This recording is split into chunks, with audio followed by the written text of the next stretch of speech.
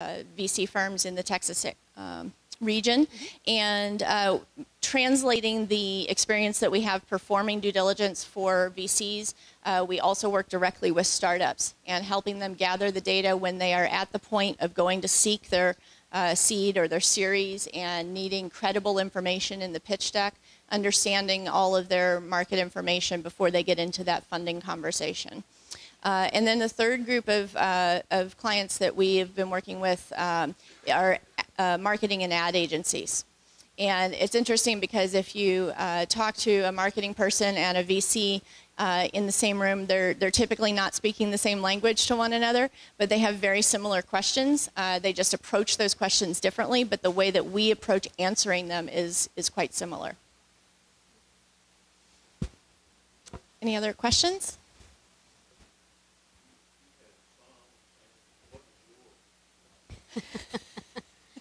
It's actually a bit difficult to determine.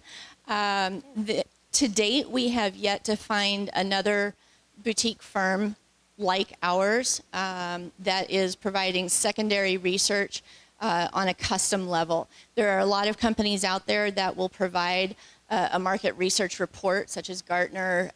We compete a lot with the publishers themselves, so we're their customer and they're our competitor. Right. But the difference there is that you're paying for essentially a canned report that may or may not answer your direct business questions, whereas we are collating from up to 24 sources at a time to find exactly the answers to the specific business questions that our clients have.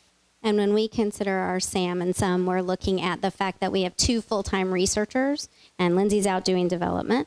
And then we look at the pricing structure we have for those and kind of determine, we've mapped out, okay, here's what we really think we can get. Here's who, realistically, this is what we're looking at. So it's internal data, but we have, in fact, made a little plan for ourselves and a growth strategy as well. Thank you. Thank you. He said we were nerdy. We were supposed to repeat the question, but we love it. Data. So tell us a little bit of, I know that you surprise your entrepreneurs, and I know you surprise your investors. Tell us a little bit about how you actually surprise yourself with the tools you use that is so, such new information that you're like, wow, I didn't expect that. It changed like everything, like a paradigm. Really shift. We have an example of, yes, so Joe was asking us when we've used some of this research to really surprise either surprise our customers or surprise ourselves. And we actually have an example of that in our case study, but we looked at, I'll give it away before we get to the slide, but it's a great example. We had our customer came and said, this is who we're targeting. And we want to look at millennials, and that's kind of the market we're going into, which made sense. She's a millennial, and she kind of had an idea what that market wanted. So she felt that need and was solving that problem. And then when we looked at the data, we found out that it was really the customers in that market using that were really split evenly across the Gen X and the baby boomers. And so it opened up these 2 other verticals, these 2 other customers. And so that made her market much, much bigger. So it's not always bad news we're coming with narrow, we're always saying, is that really your TAM? Narrow that down. In this case, we were actually saying, oh, you might want to take a look at that. And so you'll see it in a minute, but she was really targeting millennials, and it turns out that the customers were evenly split across spending. So maybe she's going to start focusing on millennials because she's a small startup and kind of revving up, but that next she could really start expanding by advertising to those multiple customers. And she can effectively present that to her VC backers who are asking what's next in your strategy, and she's got it all mapped out for how she plans to address those additional verticals down the road. So that was surprising to all of us and fun.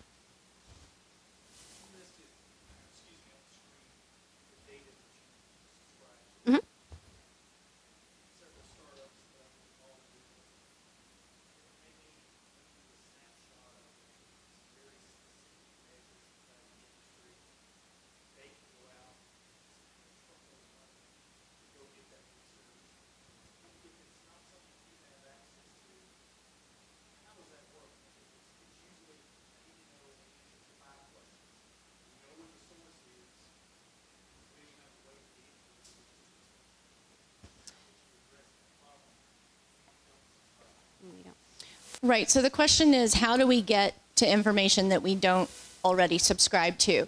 And there's a couple of different ways that we can do that depending on the client's needs, especially if they are a startup with very limited funds. We can try to ask the question in a different way and find data points from other sources that meet the need of the client but aren't coming from the $10,000 report that they can't afford. We have a network of other information professionals around the country that we can tap into and ask for assistance when we need to. And you know, we aim to keep our pricing affordable for startups. We want to be accessible to them. And so, you know, we will try to find as many options to get that data as possible and present those to the startup. So we can say, look, you know, we found, you know, they may have already found that $10,000 report that they know they can't afford, but we have found something else that will get at very close to the same number or the same type of data from a different source that is maybe only $250, and we can offer that to them as an option. So we're constantly out looking for alternatives to help meet the needs of our clients.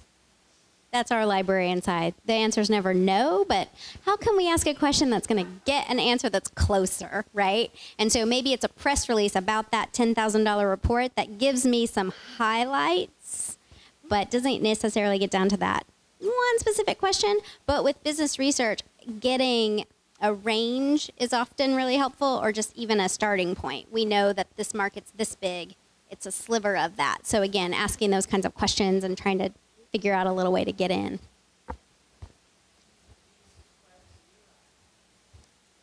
Do we subscribe to LIRAC? We don't, but any new resource, I'm like, I'm going to go check this out. What does LIRAC do?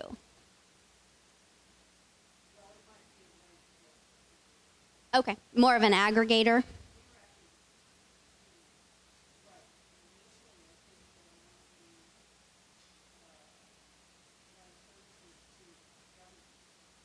Okay. Nice.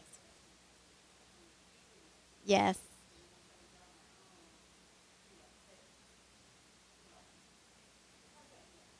We'll definitely hit you up about that. We mentioned one of the aggregators that we subscribe to, and that's we're able to get pieces of reports, and that also helps keep the cost down. So we can buy a chart here and there.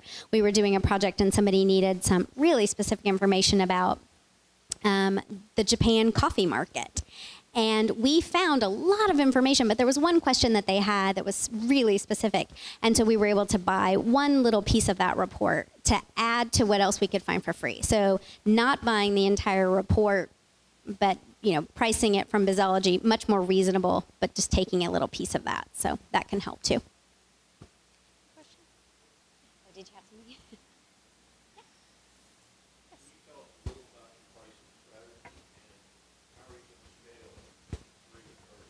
That's a great question. I'll leave that to my business development person. Sure. So we actually have a couple of different pricing models that are designed with each of our different types of clients in mind based on the needs that they have expressed to us. So our venture capital clients prefer to be on an annual subscription with us, essentially a retainer agreement that's based on the size of the firm and the number of deals that they do per year. And what that allows them, first of all, is not to have to negotiate price for each and every question or project that they might be working on. They simply pay their annual fee, and they can shoot us questions all day long, all week, from multiple people in the firm, and we just answer those on a continual basis. So it's great for a client that has simultaneous projects and doesn't necessarily want to price each of those individually. On the other end of the spectrum, our startups, as we mentioned, have very limited budgets and very specific goals in mind for the information that they're requesting, oftentimes at the point that they're going to seek funding. So we put together a package that includes the total addressable market report, the competitor analysis, and a targeted list of VCs that have recently invested in their space. And that is a package arrangement that is priced on a per project basis, a quote base for them.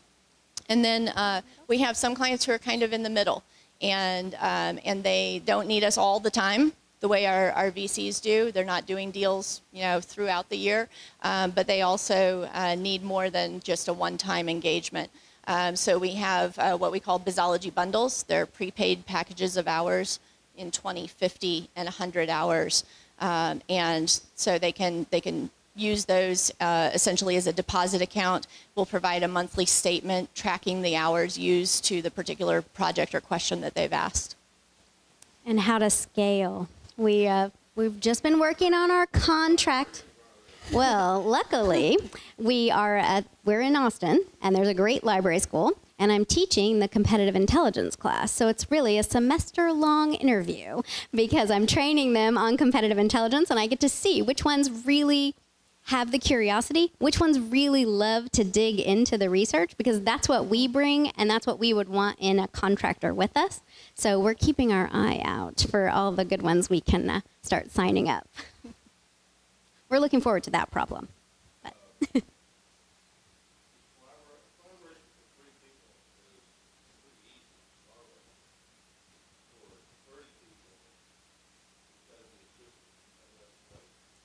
we keep playing with different collaboration tools, and we haven't picked the right one yet. So we started with kind of Google Groups, and we looked at Trulia, Trella, something like that. And we were trying to figure out if we could collaborate with that. If you've got a good collaboration tool, we do all of our work remotely, so everything comes in via email. And so we're looking for a great collaboration tool to be able to bring that in, assign it to someone, track it, make sure we've invoiced it, all that good stuff. So if any of you are investing in one of these collaborative firms, test it out. Trello. Thank you. Yes. That's it. We tried that one. We're still playing with it a little bit.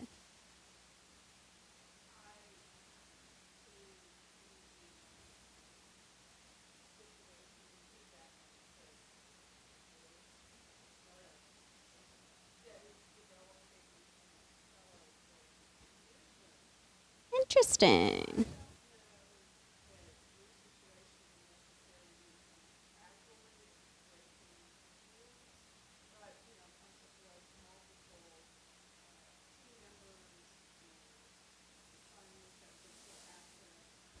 To all of the information at the same time. Yeah, hit us up. Now we've got 2 things to look at with you. So I love meeting new people and finding new tools and resources. It's awesome. So we'll take a minute to run through the Look Nook example, and you can kind of see what we pulled together for this particular client. Look Nook is a startup based in Austin. Rachel Guest is the founder and CEO, and it is a virtual design company. So customers come onto the site, they can upload a picture of their room, they work with a virtual designer, they can put in their Pinterest page so the designer gets a feel for the kinds of things they like. The designer then puts together a room decoration for them, including specific products, and then the customer can buy those products and get the designer discount. So it's really like working with a designer, except you're just working remotely with them.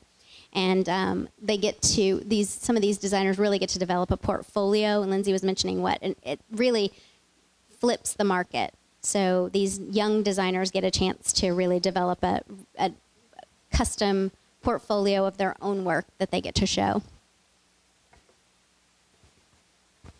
So when we started doing research for Look Nook, we were starting to think about the various markets that they're disrupting and who are the proxy companies that would be relevant to the research. So we started with Wayfair.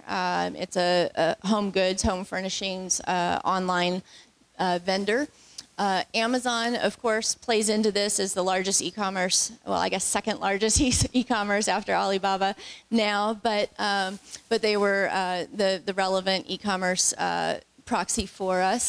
And HomeAway is relevant in this case because they are also in that shared economy monetization scheme. So we wanted to look at what they were doing to play into shared economy and e-commerce. So it's a good example of how we didn't just pick one proxy company that Look Nook is like, because they are different and they're new to this market. They're emerging.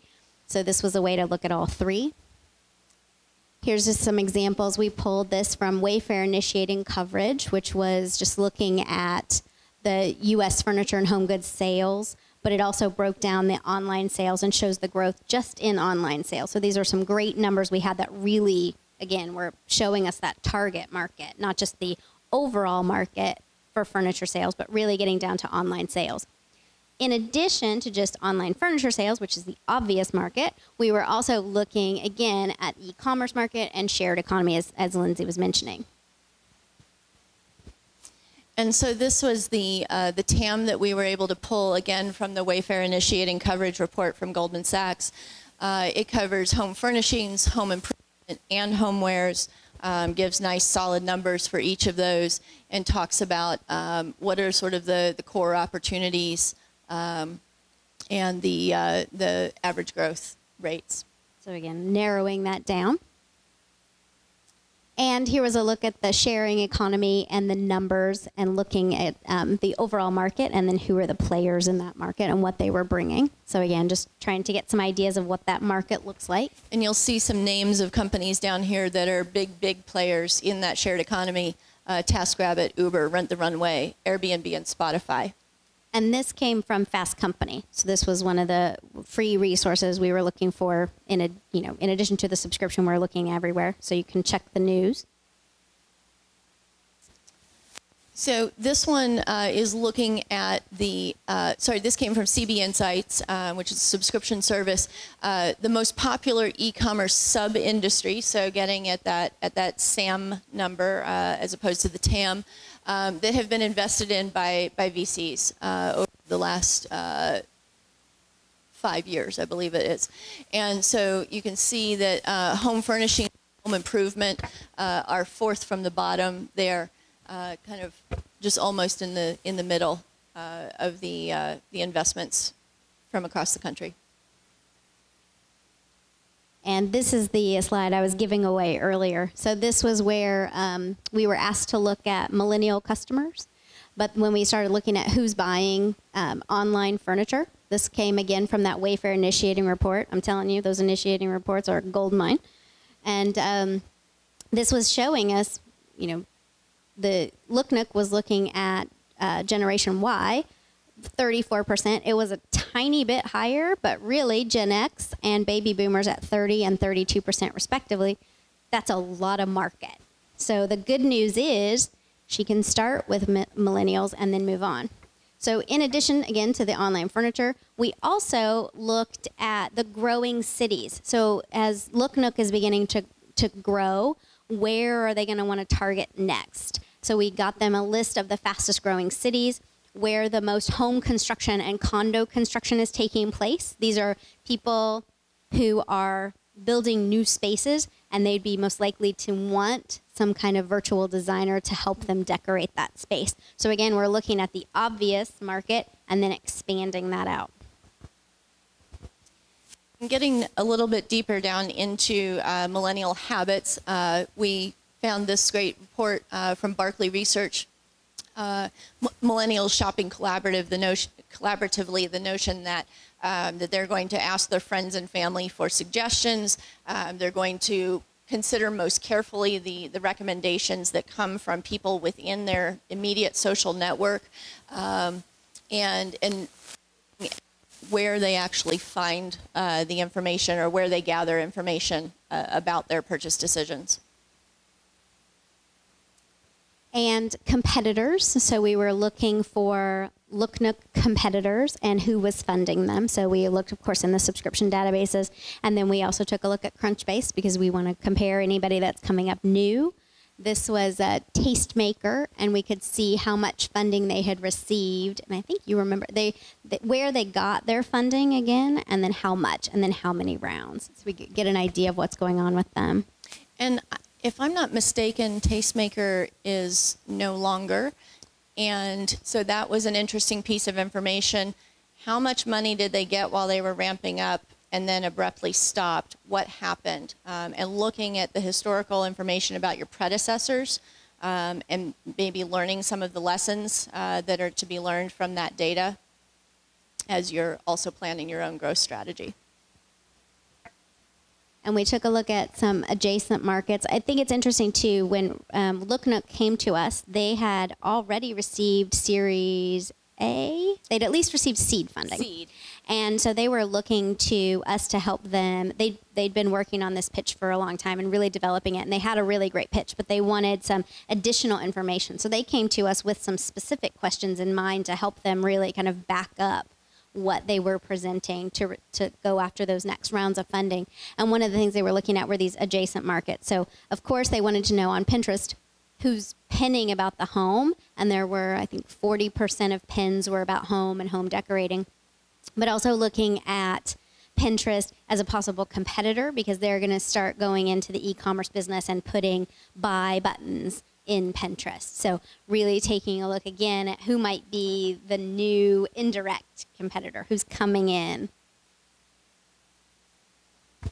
So that completes our case study, and we'd be happy to take any additional questions you might have. Thank you guys very much. Thank you. Thank you. What other questions do you guys have for us? Yeah.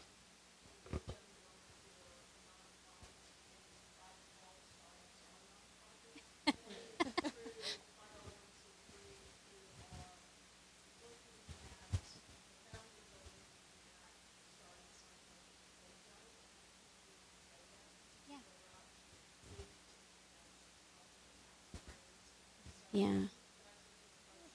We haven't done any nonprofits yet. We'd be happy to work with nonprofits. We work with a couple librarians, and I know one from Boston who her whole business is set up just doing research for nonprofits, helping them write grants, helping them with development and people research. So it's definitely the same skill. We haven't worked with them yet, but we'd be happy to. And they probably fit under our financing.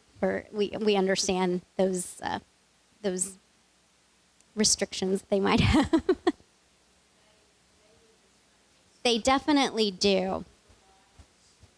Yep. Yeah. Right. So how these nonprofits are really very much like startups when they're selling their business to potential donors. It makes perfect sense. Yeah, these research skills, the same kinds of tools that we have, would be very similar. We'd be happy to work with them. Do you have a question back there?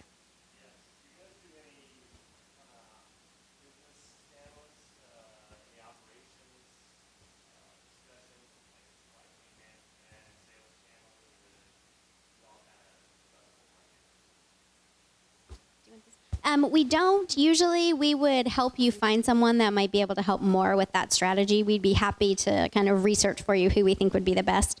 And again, this is great working with librarians, because again, what we do is connect people to other people and to other resources. So if you shoot us an email and say, this is what I'm looking for, we'll put out a little search amongst us to find who might be best to help you with that. We've already started kind of partnering kind of informally with some primary research people in Austin.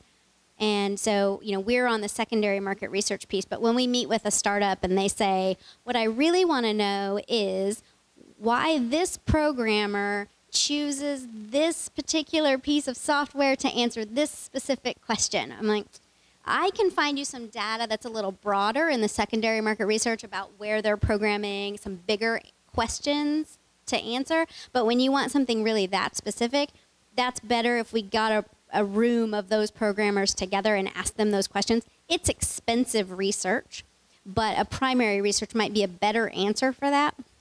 One thing we can help is we can look, if we can, for a less expensive price, get you the secondary market research that's already out there, so that when you do spend the money on the primary research, you're asking them the real questions that you want the answers to. So it's a good combination of primary and secondary, but we work with some of those people. So again, just kind of making sure we can help you find that person. Well, thank you guys so much. We'll be around if you have any other questions. Thank you very much. Thanks, Joe, for bringing us up.